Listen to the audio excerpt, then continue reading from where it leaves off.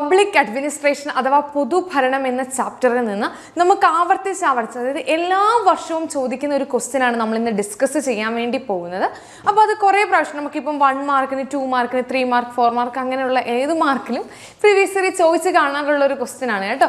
Important ആയിട്ടുള്ള ഒരു question ആണ്. ഇത് പഠിച്ചിട്ട് വേണം എല്ലാവരും എക്സാമിന് പോകാൻ വേണ്ടി കേട്ടോ. കാരണം ഇത് ഓരോ പ്രാവശ്യം ആവർത്തിച്ച് ചോദിക്കുന്ന ഒരു ക്വസ്റ്റ്യൻ ആണ്. പക്ഷെ സംഭവം കൂട്ടത്തിൽ സിമ്പിളും ആണ് തന്നെ കേട്ടോ.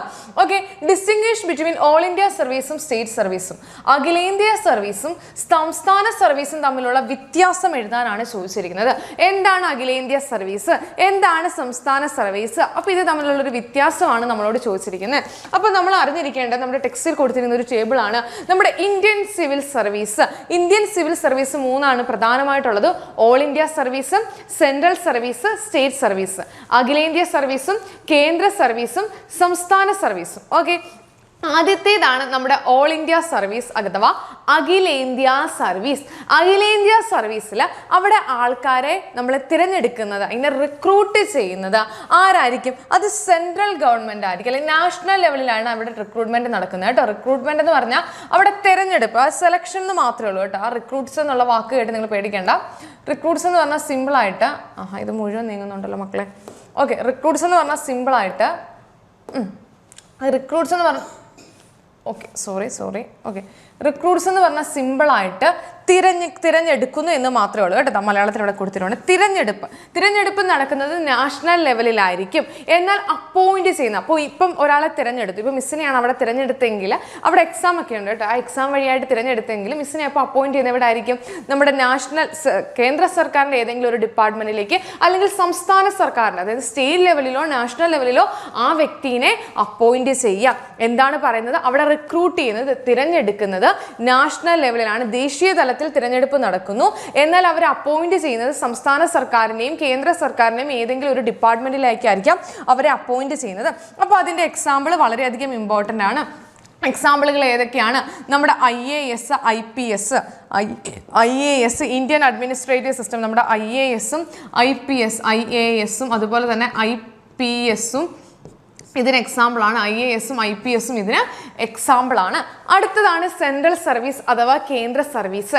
കേന്ദ്ര സർവീസ് എന്ന് പറയുമ്പോഴത്തേക്കും അവിടെ തിരഞ്ഞെടുപ്പ് അഥവാ റിക്രൂട്ട്മെന്റ് നടത്തുന്നത് ആരാണ്? അത് നാഷണൽ ലെവലിൽ തന്നെയാണ് അവിടെ തിരഞ്ഞെടുപ്പ് നടക്കുന്നത്, റിക്രൂട്ട്മെന്റ് നടത്തുന്നത് കേട്ടോ. നാഷണൽ ലെവലിൽ തന്നെയാണ് തിരഞ്ഞെടുപ്പ് നടക്കുന്നത്. പക്ഷേ അവരെ അപ്പോയിന്റ് ചെയ്യുന്നത് അഥവാ അവരെ നിയമിക്കുന്നതെന്ന് പറഞ്ഞാലും കേന്ദ്ര സർക്കാരിന്റെ ഡിപ്പാർട്ട്മെന്റുകളിൽ മാത്രം. ഓക്കെ, സെൻട്രൽ ഗവൺമെന്റിന്റെ ഡിപ്പാർട്ട്മെന്റ്, ഓൺലി സെൻട്രൽ ഗവൺമെന്റിന്റെ ഡിപ്പാർട്ട്മെന്റിൽ മാത്രമേ അവരെ അപ്പോയിന്റ് ചെയ്യുന്നുള്ളൂ. പക്ഷെ ഇവിടെ സെൻട്രൽ ഗവൺമെന്റിനോ സ്റ്റേറ്റ് ഗവൺമെന്റിലോ ഏതെങ്കിലും ഒരു സർവീസിലേക്കായിരിക്കാം. എന്നാൽ സെൻട്രൽ സർവീസിൽ, കേന്ദ്ര സർവീസിൽ അവരെ തിരഞ്ഞെടുക്കുന്നത് നാഷണൽ ലെവലിലാണെങ്കിലും അപ്പോയിന്റ് ചെയ്യുന്നത് സെൻട്രൽ ഗവൺമെന്റിന്റെ ഡിപ്പാർട്ട്മെന്റിൽ മാത്രമായിരിക്കും. അതിന് എക്സാമ്പിൾ ആണ് ഇന്ത്യൻ ഫോറിൻ സർവീസും ഇന്ത്യൻ റെയിൽവേ സർവീസും എല്ലാം അതിന് എക്സാമ്പിൾ ആണ്. അപ്പോൾ ഇത് തമ്മിലുള്ള ഒരു ഡിഫറൻസ് എന്ന് പറഞ്ഞാൽ ഓൾ ഇന്ത്യ സർവീസിൽ ആദ്യത്തെ 2 പോയിന്റും സെയിം ആണ് രണ്ടിടത്തും. അവിടെ റിക്രൂട്ട്മെന്റ് രണ്ടിടത്തും നാഷണൽ ലെവലാണ്. പക്ഷെ അപ്പോയിന്റ്മെന്റ് വരുമ്പോഴാണ് വ്യത്യാസം വരുന്നത്. ഒരിടത്ത് അപ്പോയിന്റ്മെന്റ് രണ്ടിടത്തും, സെൻട്രൽ സർവീസിലും സ്റ്റേറ്റ് സർവീസിലും, ഓക്കെ, സംസ്ഥാന സർവീസിലോ കേന്ദ്ര സർവീസിലോ അപ്പോയിന്റ്മെന്റ് വരാം. എന്നാൽ നമ്മുടെ സെൻട്രൽ സർവീസിൽ അപ്പോയിന്റ്മെന്റ് അല്ല നിയമനം വരുന്നത് നമ്മുടെ കേന്ദ്ര സർവീസിൽ മാത്രമായിരിക്കും നിയമനം വരുന്നത്. അതിന് എക്സാമ്പിൾ നമ്മൾ കണ്ടു. അടുത്തതാണ് നമ്മുടെ സ്റ്റേറ്റ് സർവീസ് അഥവാ നമ്മുടെ സംസ്ഥാന സർവീസ് എന്ന് പറയുന്നത്. അവിടെ റിക്രൂട്ട്മെന്റ്, അവിടെ തിരഞ്ഞെടുപ്പ് നടക്കുന്നത് സ്റ്റേറ്റ് ഗവൺമെന്റ്, അതായത് സംസ്ഥാന സർക്കാർ ഓരോ എക്സാം ഒക്കെ നടത്തിയിട്ട് സ്റ്റേറ്റ് ലെവലിലായിരിക്കും അവിടെ തിരഞ്ഞെടുപ്പ് നടക്കുന്നത് കേട്ടോ. സ്റ്റേറ്റ് ലെവലിലാണ് അവിടെ തിരഞ്ഞെടുപ്പ് നടക്കുന്നത് എന്നുള്ളത്. ഓക്കെ, പക്ഷെ അവരെ അപ്പോയിന്റ് ചെയ്യുന്നത് എങ്ങനെയാണ്? അവിടെ അപ്പോയിന്റ് ചെയ്യുന്നത് സ്റ്റേറ്റിൽ തന്നെ തിരഞ്ഞെടുത്ത് സ്റ്റേറ്റിൽ തന്നെ അപ്പോയിന്റ് ചെയ്യുന്ന ഒരു രീതിയാണ് കേട്ടോ. സ്റ്റേറ്റിൽ തന്നെ തിരഞ്ഞെടുക്കാം, സ്റ്റേറ്റിൽ തന്നെ അപ്പോയിന്റ് ചെയ്യുന്നു. ഓക്കെ, സ്റ്റേറ്റിൽ തന്നെ തിരഞ്ഞെടുത്തിട്ട് സ്റ്റേറ്റിൽ തന്നെ അപ്പോയിന്റ് ചെയ്യുന്നത്. ഓക്കെ, അതവിടെ നോട്ട് ചെയ്തോണം. അപ്പോയിൻറ്റ്സ് ഏതെങ്കിലും ഒരു സ്റ്റേറ്റ് ഗവൺമെന്റിന്റെ ഡിപ്പാർട്ട്മെന്റിലേക്ക്, അതായത് സ്റ്റേറ്റ് ഗവൺമെന്റിന്റെ ഡിപ്പാർട്ട്മെന്റുകളിലേക്കായിരിക്കാം അപ്പോയിന്റ് ചെയ്യുന്നത്. അതിന് എക്സാമ്പിൾ ആണ് സെയിൽസ് ടാക്സ് ഓഫീസറൊക്കെ, അതിന് എക്സാമ്പിൾ ആണ്. ഓക്കെ, അങ്ങനെയാണെങ്കിൽ ഈ ഒരു ക്വസ്റ്റ്യൻ ആൻസർ നമുക്കിപ്പം ചെയ്യാൻ വേണ്ടി സാധിക്കുന്നുണ്ട്. ഇപ്പം ഇതിനെ ബേസ് ചെയ്തൊരു 1 മാർക്കിന് ക്വസ്റ്റ്യൻ പ്രീവിയസ് ഇയർ ചോദിച്ചിട്ടുള്ളതാണ്. എന്തായിരുന്നു ആ question?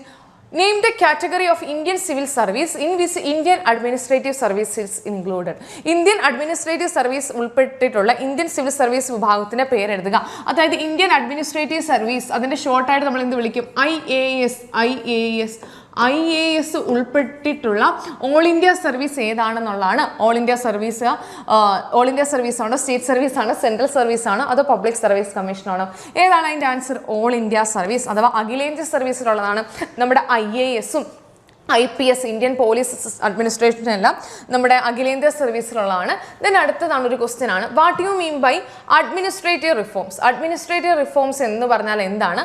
Identify the administrative reforms implemented in India.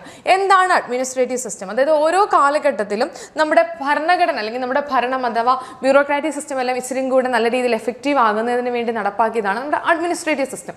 ഈ അഡ്മിനിസ്ട്രേറ്റീവ് സിസ്റ്റത്തിൽ ഇൻക്ലൂഡഡ് ആയിട്ടുള്ള കാര്യങ്ങൾ എന്തൊക്കെയാണ്? ഈ ഗവർണൻസ് വന്നു. ഇപ്പം നമുക്ക് റെയിൽവേയിലൊക്കെ പോയിട്ട് ടിക്കറ്റ് എടുക്കാൻ വേണ്ടി ക്യൂ നിൽക്കേണ്ട കാര്യമില്ല. ഇപ്പം നമുക്ക് മൊബൈൽ ഫോൺ ഉണ്ട്, എല്ലാവർക്കും മൊബൈൽ ഫോൺ ഉണ്ട് അല്ലേ? ജസ്റ്റ് ആ മൊബൈൽ ആപ്ലിക്കേഷനിലൂടെ അല്ലെങ്കിൽ ഏതെങ്കിലും ആപ്ലിക്കേഷനിലൂടെ അല്ലെങ്കിൽ ഗവൺമെന്റിന്റെ സൈറ്റിലൂടെ നമുക്ക് ടിക്കറ്റ് ബുക്ക് ചെയ്യാൻ വേണ്ടി സാധിക്കും. അതൊന്നും പോട്ടെ, നമ്മളിപ്പം 10ാം ക്ലാസ്സിൽ നല്ല മാർക്ക് വാങ്ങിച്ചു കഴിയുമ്പോൾ +1 നമ്മളെ ഏകജാലകം അഥവാ സിംഗിൾ വിൻഡോ ആപ്ലിക്കേഷൻ പല നമുക്ക് ഇഷ്ടമുള്ള സ്കൂളുകളിലേക്ക് നമുക്ക് അപ്ലൈ ചെയ്യാം അല്ലേ? അപ്ലൈ ചെയ്യാൻ വേണ്ടി നമ്മൾ സ്കൂളുകളിൽ പോയി നമുക്ക് വേണ്ട സ്കൂളിൽ പോയി എല്ലാവരും രാവിലെ തൊട്ട് വൈകുന്നേരം വരെ ക്യൂ നിൽക്കുവാണോ? അല്ല, നമ്മൾ ആ സിംഗിൾ വിൻഡോ ആപ്ലിക്കേഷനിലൂടെ നമ്മൾ ഏത് സ്കൂളൊക്കെയാണ് നമുക്ക് വേണ്ട പ്രിഫറൻസ് അനുസരിച്ച് നോക്കിയിട്ട് പിന്നെ മെറിറ്റ് അനുസരിച്ച് നമുക്ക് സീറ്റ് ലഭിക്കുകയാണ് ചെയ്യുന്നത് അല്ലേ? അപ്പോൾ അങ്ങനെ പുതിയ പുതിയ ഭരണ പരിഷ്കാരങ്ങളൊക്കെ വന്നു. അത് ഏതൊക്കെയാണെന്നുള്ളതാണ്. ആദ്യത്തേതാണ് നമ്മുടെ ഇ ഗവേണൻസ് വന്നു. ദെൻ അതുപോലെ തന്നെ റൈറ്റ് ടു ഇൻഫോർമേഷൻ കമ്മീഷൻ അത് പ്രകാരം രൂപപ്പെടുകയാണ്. ദെൻ റൈറ്റ് ടു സർവീസ് സേവന അവകാശം.